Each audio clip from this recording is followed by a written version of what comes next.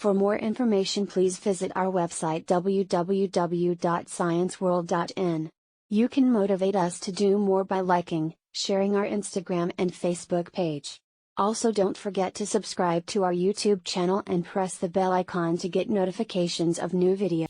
Hello everyone, मेरा नाम तुषार भारद्वाज और ये आपका अपना फेवरेट चैनल साइंस वर्ल्ड। आज के वीडियो में हम क्लास 10th के लिए कुछ इंपॉर्टेंट एमसीक्यूज को डिस्कस करने वाले हैं। Chapter human I and it's a colourful world, part second. Start करते हैं क्वेश्चन नंबर फर्स्ट से। All colours of visible light travel with the same speed. अब देखिए क्वेश्चन में एक वर्ड आ रहा है विजिबल लाइट। विजिबल रेंज कितनी होती है? सबसे पहली बात तो हमें ये मालूम होनी चाहिए। इसमें दो ऑप्शन होते हैं। देखिए, फर्स्ट ऑप्शन आपका होता है 400 टू 700 नैनोमीटर। एक दूसरा ऑप्शन भी आप यूज कर सकते हैं 390 से लेकर 760 नैनोमीटर, है ना। तो ये दो तरह की पॉसिबिलिटी होती हैं। याद रखिएगा, ये क्या है? विजिबल रेंज, एक ऐसी रेंज जिसमें हम कलर्स को ऑब्जर्व कर सकते हैं या करते भी हैं, ठीक है ना। अब बात आती है यहां पर nanometre. One nanometre is equal to में, यहां लिखते हैं इसको, है ना। 1 नैनोमीटर इज इक्वल टू में 10 की पावर -9 मीटर। ये इसका एक रिलेशन होता है नैनोमीटर का मीटर के साथ, नैनोमीटर का मीटर के साथ।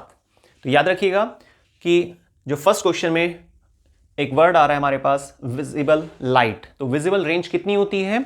400 से 700 नैनोमीटर आप बोल सकते हैं उसको। 390 से 760 नैनोमीटर ये भी कहा जाता है। ये हालांकि ज्यादा एक्यूरेट आंसर है ना। बाकी 1 नैनोमीटर कितना होता है? 10 की पावर -9 मीटर, है ना। जैसे लिस्ट होती है ना आपका, मिली, माइक्रो, नैनो, एंगस्ट्रॉम। एंगस्ट्रॉम पर अगर जाते हैं तो -10 में चला जाता है, ठीक है। और पिको -12 में जाता है। फर्मी 10 की पावर -15 पे जाता है ना। तो इस तरीके से एक पर्टिकुलर रेंज है। तो यहां पर आप याद रखिएगा नैनोमीटर का मीटर के साथ क्या रिलेशन है, कितने आपको पावर ऑफ 10 का यूज करना चाहिए, और विजिबल लाइट की रेंज क्या होती है, ठीक है। ज्यादा एक्यूरेट आंसर आपका 390 से 760 नैनोमीटर है। चलिए अब आगे चलते हैं। All colours of visible light travel with the same speed in air और वैक्यूम, है ना। द स्टेटमेंट इज ट्रू है ये स्टेटमेंट, या फॉल्स है, या कुछ डिसाइडेड नहीं कह सकते, या इनमें से कोई भी ऑप्शन सही नहीं है। कुछ और ही ऑप्शन है जो सही होना चाहिए। तो देखिए यहां पर करेक्ट हमारे पास जो ऑप्शन है वो है ए। क्वेश्चन नंबर फर्स्ट में ए ऑप्शन सही आंसर है। क्या होता है कि जब आप किसी एक मीडियम से दूसरे मीडियम में एंटर करते हैं, है ना, तो लाइट रेज जो होती हैं, विजिबल लाइट जो होती है, जिस कलर को हम ऑब्जर्व कर पाते हैं, उनका जो स्पीड वाला पैटर्न है वो सेम रहता है ना। एयर में या वैक्यूम में अगर किसी एक की बात करते हैं, लेकिन अगर आप जैसे एक से दूसरे मीडियम में एंट्री कर रही है कोई लाइट रेज, है ना, तो वहां पर जो लाइट की स्पीड होती है, ठीक है, विजिबल लाइट जो हम देख पाते हैं उसकी जो स्पीड होती है उसमें आपको चेंजेस देखने को मिलता है, क्योंकि मीडियम बदल रहा है। लेकिन यहां पर बात की जा रही है, आप एयर की जिक्र को, एयर के टॉपिक को लेकर चल रहे हैं या वैक्यूम को डिस्कस कर रहे हैं। तो अगर किसी भी एक मीडियम की बात करते हैं तो वहां पर विजिबल लाइट जो होती है उसकी जो स्पीड होती है वो सेम रहती है। ये स्टेटमेंट सही है, गलत नहीं है, ठीक है ना। क्योंकि रिफ्रैक्शन का अगर हम जिक्र करेंगे तो दो मीडियम का इन्वॉल्वमेंट लेना पड़ेगा। जैसे आप एयर से ग्लास में एंटर कर रहे हैं, एयर से वाटर में एंटर कर रहे हैं ना, कोई भी लाइट रेज जैसे जा रही है, तो फिर आप बोलेंगे कि हाँ भाई स्पीड में चेंजेस आते हैं। लेकिन यहां पर सिंगल का जिक्र किया जा रहा है। क्लियर? तो क्वेश्चन नंबर फर्स्ट में ए सही आंसर है। Next question number second, which colour has a maximum speed in a glass. Glass में मैक्सिमम स्पीड किस कलर की देखी जाती है? येलो, ग्रीन, ब्लू और वायलेट। देखिए अगर आप यहां पे सीक्वेंस देखते हैं ना, V I B G Y O R, तो वायलेट, इंडिगो, इंडिगो तो ऑप्शन में नहीं है, वायलेट है, ब्लू है, ग्रीन है, और उसके ऊपर येलो कलर आ रहा है ना। होता क्या है कि नीचे से ऊपर की तरफ जाने पर, नीचे से ऊपर की तरफ अगर हम जाते हैं तो सबसे टॉप में तो हमें मिलता है रेड कलर, जिसकी वेवलेंथ सबसे ज़्यादा होती है, और जिसकी वेवलेंथ सबसे ज़्यादा होती है वो लीस्ट डेविएशन दिखाता है, बहुत कम झुकता है, अपने ट्रैक पर बने रहने की पूरी कोशिश करता है, अगर बेंडिंग होती भी है तो बहुत स्लाइटली बेंडिंग होती है। ठीक है ना। अब बात आती है कि रेड तो नहीं है यहाँ पर, ऑरेंज नहीं है, लेकिन येलो तो है ना। तो अगर सीक्वेंस के हिसाब से, विबग्योर के पैटर्न के हिसाब से, स्पेक्ट्रम के हिसाब से देखा जाए तो यहां पर करेक्ट हमारे पास जो आंसर है वो क्या होना चाहिए, येलो, है ना, क्योंकि वेवलेंथ ज्यादा होगी बाकी बी, सी और डी ऑप्शन की तुलना में, उनके कंपैरिजन में, और वेवलेंथ ज्यादा होगी तो वहां पर डेविएशन भी काफी कम देखने को मिलेगा और स्पीड अच्छी खासी बनी रहेगी। ठीक है, तो यहां आपके पास सेकंड क्वेश्चन में ए ऑप्शन सही है, yellow. Next question number third, which colour suffer least deviation on passing through the prism. सबसे कम डेविएशन कौन दिखाता है, जिसकी वेवलेंथ सबसे ज्यादा हो वो सबसे कम डेविएशन दिखाता है, और ऐसा कलर कौन होता है विबग्योर के सीक्वेंस के अकॉर्डिंग, रेड। तो क्वेश्चन नंबर 3 में ब्लू, ब्लैक और ग्रीन। ब्लैक तो वैसे भी विबग्योर वाले सिस्टम में आता ही नहीं है ना, टोटल एब्जॉर्बेंस के लिए जाना जाता है जो ब्लैक कलर है। बाकी हमारे पास क्वेश्चन नंबर थर्ड में सी ऑप्शन करेक्ट है। Next question, question number 4, when ciliary muscles relaxed. जब सिलियरी मसल्स रिलैक्स्ड होती हैं तो ऐसी कंडीशन में फोकल लेंथ जो होती है आई लेंस की कैसी होनी चाहिए। देखिए मैं आपको एक छोटी सी चीज बताता हूं आपको, जिससे और भी क्वेश्चंस यहां पर 2-3 कवर हो सकते हैं इसी टॉपिक से रिलेटेड। अगर लेंस की विड्थ ज्यादा है, अगर लेंस की विड्थ ज्यादा है तो लाइट रेज को ट्रैवल करने में उतनी प्रॉब्लम पड़ेगी जब वो कॉन्वेक्स लेंस को क्रॉस करती है, आई लेंस को क्रॉस करती है ना उस समय पर। तो लेंस की अगर थिकनेस ज्यादा है तो फोकल लेंथ घट जाती है, और लेंस की अगर थिकनेस कम है, थिन लेंस आप यूज कर रहे हैं, तो ऐसे में क्या होता है कि फोकल लेंथ मैक्सिमम होती है, फोकल लेंथ बढ़ जाती है। तो लेंस अगर पतला है तो फोकल लेंथ बढ़ जाती है, लेंस अगर मोटा है, थिक है, तो फोकल लेंथ घट जाती है, डिक्रीज हो जाती है। ठीक है ना। अब बात आती है यहां पर कि सिलियरी मसल्स अगर रिलैक्स्ड हैं, कोई स्ट्रेचिंग नहीं हो रही है वहां पर, है ना, तो सिलियरी मसल्स अगर रिलैक्स्ड हैं तो ऐसे में फोकल लेंथ कैसी होती है, मैक्सिमम होती है। अब मैक्सिमम क्यों होती है, क्योंकि देखिए अगर सिलियरी मसल्स रिलैक्स्ड हैं तो इसका मतलब कि जो लेंस है वो अपनी नॉर्मल शेप में है, उसमें कोई एक्सटेंशन नहीं हो रहा है, वो थिकनेस के लिस्ट में नहीं जा रहा है, नॉर्मल है वो लेंस, है ना। तो ऐसे में फोकल लेंथ ज्यादा देखी जाती है, लाइट रेज निकलती हैं और उनको थोड़ा एरिया क्रॉस करना होता है कॉन्वेक्स लेंस का, और वो काफी आगे जाकर बैंड लेती हैं। ठीक है, प्रिंसिपल एक्सिस पर काफी दूर जाकर टच होती हैं, तो और उसी को क्या बोलते थे हम, फोकल लेंथ बोलते हैं। लेकिन अगर सिलियरी मसल्स स्ट्रेच हो रही हैं, खिंचाव आ रहा है उसमें, तो क्या करती हैं, लेंस को थोड़ा सा ब्रॉड कर देती हैं। ऐसी स्थिति में क्या होगा, अगर लेंस थोड़ा सा ब्रॉड हो जाता है, थोड़ा सा थिक हो जाता है, कॉन्वेक्स लेंस की फोकल लेंथ ऐसी कंडीशन में घट जाती है। ठीक है, तो आपको याद रखना होगा कि कॉन्वेक्स लेंस के साइज के अकॉर्डिंग ही फोकल लेंथ हमें डिसाइड करनी होती है। अगर लेंस थोड़ा थिन है तो फोकल लेंथ ज्यादा होती है, और लेंस अगर थिक है तो फोकल लेंथ कम हो जाती है। ये इनवर्सली प्रोपोर्शनल एक रिलेशन बन रहा है कॉन्वेक्स लेंस के साइज को लेकर और फोकल लेंथ को लेकर। ठीक है, तो क्वेश्चन नंबर 4 में करेक्ट जो हमारे पास ऑप्शन है वो है ए, मैक्सिमम। ठीक है, next, white light is made up of. जो व्हाइट लाइट है जो बनी होती है कितने नंबर ऑफ कलर से, ये हमें सेलेक्ट करना है। देखिए ह्यूमन आई के चैप्टर में एक टॉपिक भी है कि जब आप व्हाइट लाइट को प्रिज्म से पास आउट करते हैं तो वो 7 कलर में फ्रैक्शनेट हो जाती है अपने वेवलेंथ पैटर्न के अकॉर्डिंग। तो यहां पर एक स्पेक्ट्रम जनरेट होता है, एक सीक्वेंस जनरेट होती है जिसमें वायलेट सबसे नीचे लिखा जाता है, VIBGYOR।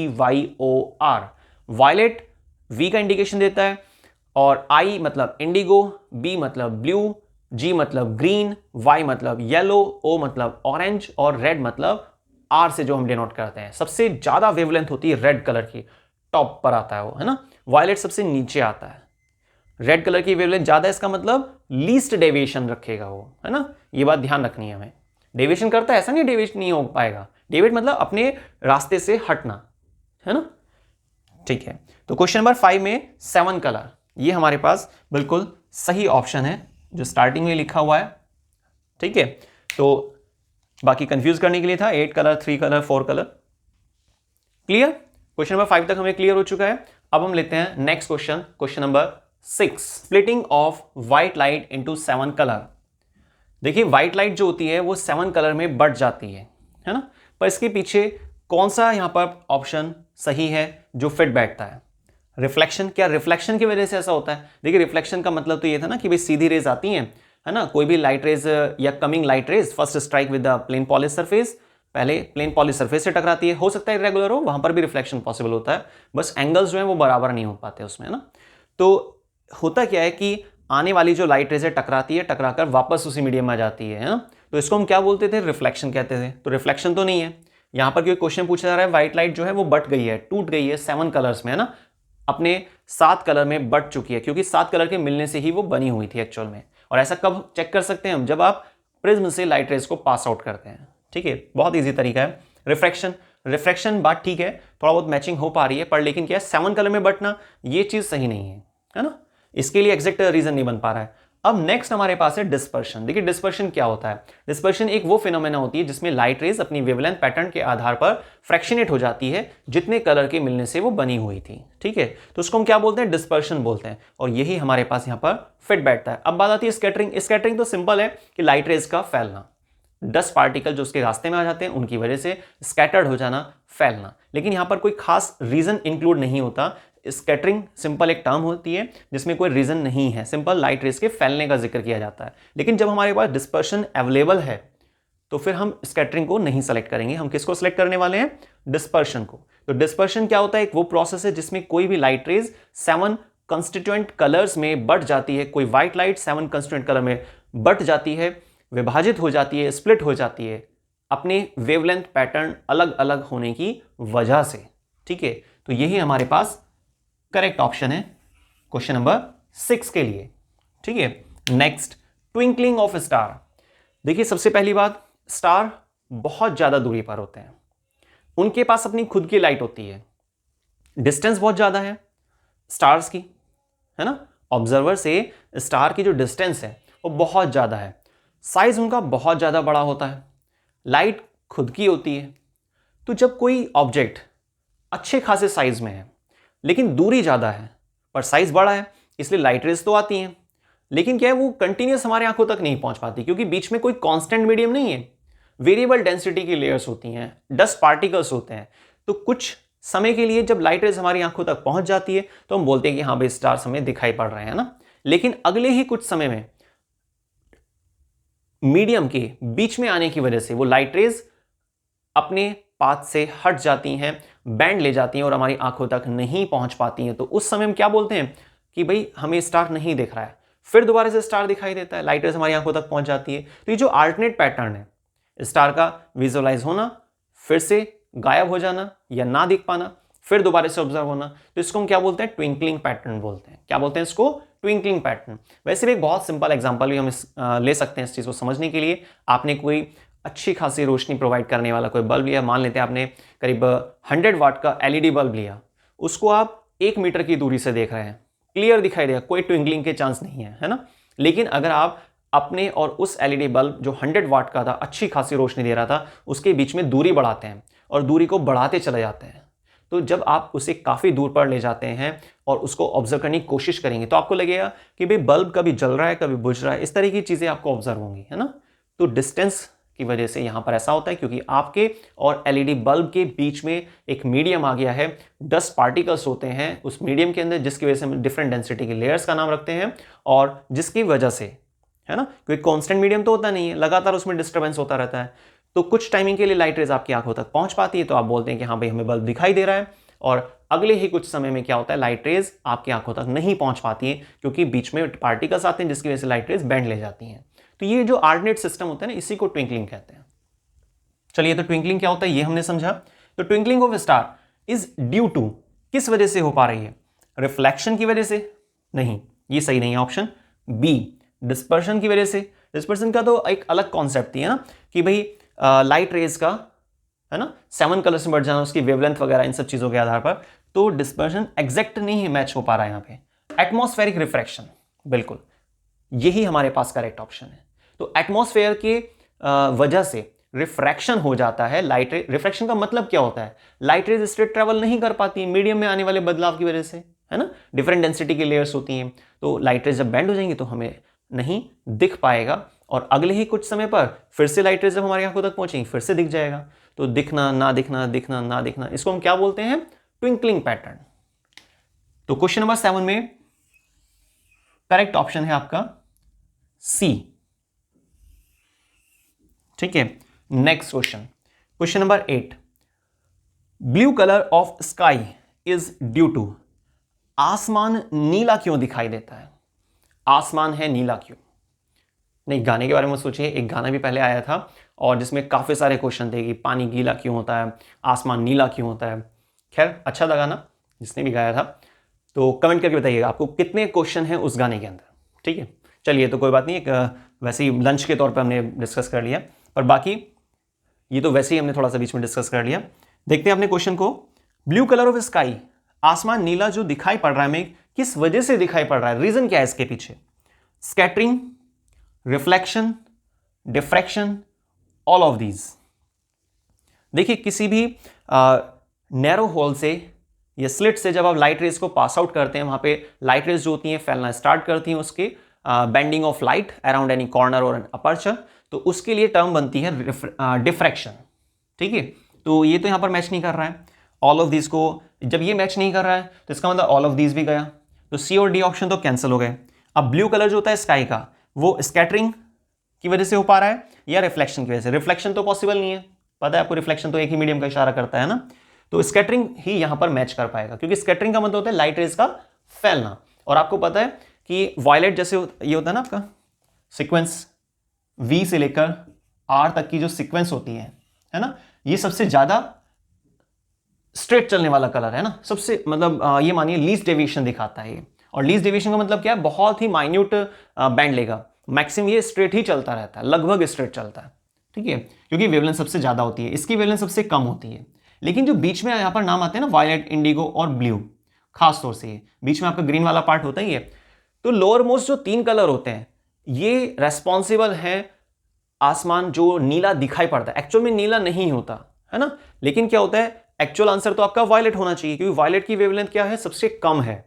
वायलेट की वेवलेंथ सबसे कम होती है, और जिसकी वेवलेंथ सबसे कम होती है वो सबसे ज्यादा स्कैटर्ड होता है, सबसे ज्यादा फैलता है ना। लेकिन इंटेंसिटी इसकी डाउन होती है। तो अगर हम देखते हैं बीच में आपके जो लोअर मोस्ट 3 कलर्स हैं, वायलेट, इंडिगो और ब्लू, इसमें ब्लू कलर की इंटेंसिटी थोड़ा ज्यादा होती है, जिसकी वजह से हम ब्लू कलर बोल देते हैं। अदरवाइज ये तीनों कलर का मिक्सचर होता है, जो हम बोलते हैं कि भाई स्काई जो हमें ऑब्जर्व हो रहा है वो ब्लूइश दिखाई दे रहा है। प्योरली ब्लू नहीं होता, मिक्सिंग होती है वायलेट, इंडिगो और ब्लू की, लेकिन इंटेंसिटी ज्यादा ब्लू होने की वजह से हम उसका नाम बोल देते हैं कि भाई आसमान नीला दिखाई पड़ रहा है। तो यहां पर आप किस आधार पर एक्सप्लेनेशन देंगे? एग्जैक्ट आंसर तो हमारे पास स्कैटरिंग आ गया है, मार्क कर लेते हैं इसको। क्वेश्चन नंबर 8 में ए करेक्ट ऑप्शन है, लेकिन थोड़ा सा एक्सप्लेनेशन भी जरूरी है, जिससे कि और कोई क्वेश्चन अगर यहां पर फिट बैठना है तो बहुत आराम से आप उसे कवर कर पाए, है ना, अच्छे से पकड़ कर पाए। तो रेड की वेवलेंथ सबसे ज्यादा होती है, वायलेट की वेवलेंथ सबसे कम होती है, और जिसकी वेवलेंथ सबसे कम होती है वो सबसे ज्यादा फैलता है। लेकिन इंटेंसिटी जो होती है काफी डाउन है, इसलिए लोअर मोस्ट जो 3 कलर होते हैं, है ना, क्योंकि बीच में क्या आता है? ग्रीन आता है। टोटल 7 होते हैं ना, तो ग्रीन के अपर काफी अच्छी वेवलेंथ होती है, नीचे की तरफ काफी कम वेवलेंथ होती है। तो ये तीनों ही कलर मिलकर स्काई को एक डोमिनेंट इफेक्ट दे रहे हैं ब्लू कलर के नाम से। ठीक है, next question number 9, front transparent layer of human I. Yellow spot तो रेटिना पर होता है, जहां पर हमें चीजें क्लियर दिख पाती हैं। आइरिस प्यूपिल के साइज को एडजस्ट करने वाले पार्ट हैं ये, है ना, जहां से लाइट रेज क्रॉस होती हैं, गुजरती हैं। कॉर्निया फ्रंट ट्रांसपेरेंट लेयर है, जिसका काम लगभग सेम होता है जो कॉन्वेक्स लेंस करता है, आई लेंस का जो काम होता है, ये भी क्या करता है? लाइट रेज को बेंड करा देता है ना। तो कॉर्निया ही फ्रंट ट्रांसपेरेंट लेयर होती है। ब्लाइंड स्पॉट तो दिखाई नहीं देगा, नाम से भी आपको क्लियर हो रहा है, ब्लाइंड स्पॉट, है ना। Next question number 10, in case of myopia focal length बढ़ती है, घट जाती है, या कोई चेंज नहीं होता, या इनमें से कोई भी सही आंसर नहीं है, कोई और ऑप्शन सही है? सबसे पहले हमें मायोपिया पता होना चाहिए। मायोपिया एक वो डिफेक्ट होता है ह्यूमन आई का जिसमें आई बॉल का डायमीटर बढ़ जाता है। ठीक है, आई बॉल का डायमीटर बढ़ जाता है, तो इमेज जो रेटिना पर बननी चाहिए थी वो रेटिना पर नहीं बन पाती है, उससे पहले ही बनती है। एक रीजन तो ये लिया जाता है मायोपिया में, नियर साइटेडनेस इसका दूसरा नाम है मायोपिया के लिए। ठीक है, दूसरा एक और रीजन भी है मायोपिया क्यों हुआ।